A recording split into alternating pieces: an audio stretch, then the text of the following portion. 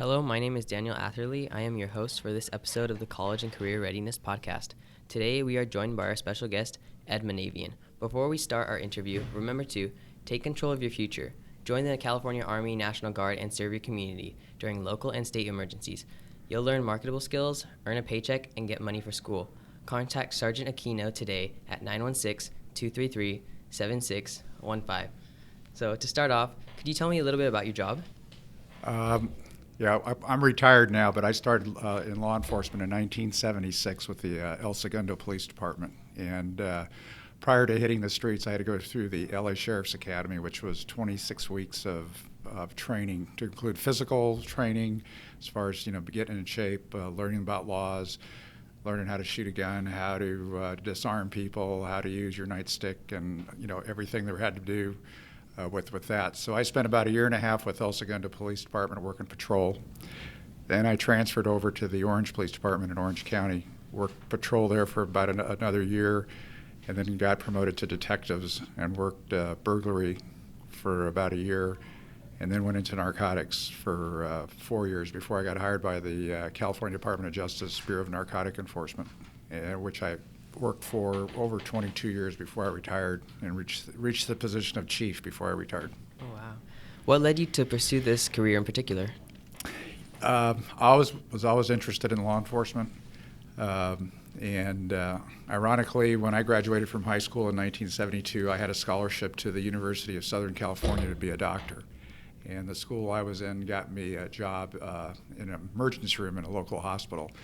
And even though I wanted to be a cop, my dad wanted me to be a doctor. But working in the emergency room, I got to meet a lot of cops because I kept bringing prisoners in and going there for different reports. So I went on a few ride-alongs and decided to become a cop. So that's what I did. And if you could give anyone some advice who would like to pursue this career as well, what would you say to them? I would say when you get out of high school, first of all, don't get into any trouble so that you can become a cop. You don't want to have any criminal record. But when you graduate from high school, you really can't be a police officer until you're 21 years old. So I really encourage you to go to college and start working on your degree. Because if you want to get promoted in a police department, you'd have to have at least a minimum of a bachelor's degree. Master's degrees are good. So if you can get that bachelor's degree out of the way before you start your law enforcement career, that'll give you a leg up on everybody else that you're competing against. So what kind of obstacles did you face in terms of pursuing your career and during your career?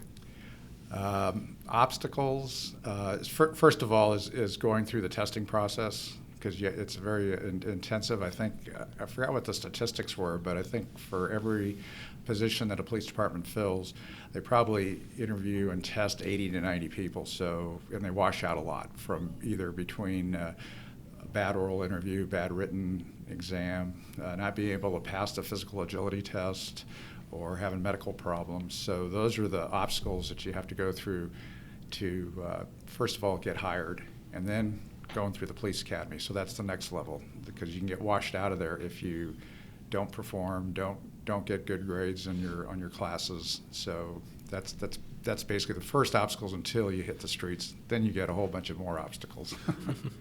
So what core values do you have that motivate you to do this type of work?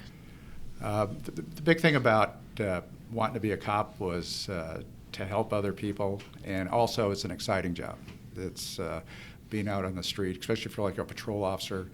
You don't know what you're going to encounter day to day. It's not like you're walking into an office and you got a whole stack of paperwork that you got to read through and sign off.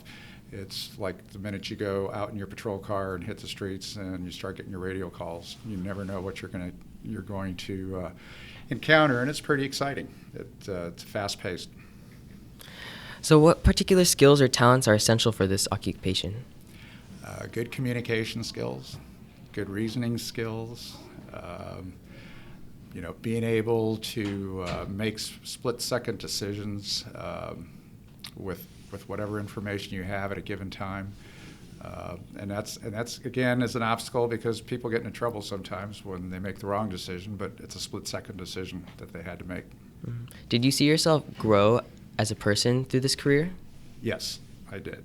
It really taught me a lot as far as understanding people, communicating with people, understanding that we're all different, but we all contribute to society, and that we're all not the same, but we all come together as a community. Yeah. So, what kind of salaries can someone expect in this line of work? The salaries are pretty good considering once you get in. I think starting salary for most patrol officers are anywhere from $70,000 to $80,000 a year. And when you get hired by some agencies while you're going through the police academy, like in my case, you're actually getting paid to go through the academy. So you're getting a paycheck while you're doing it. Well, that's all we have for today. Thank you for joining us. No problem.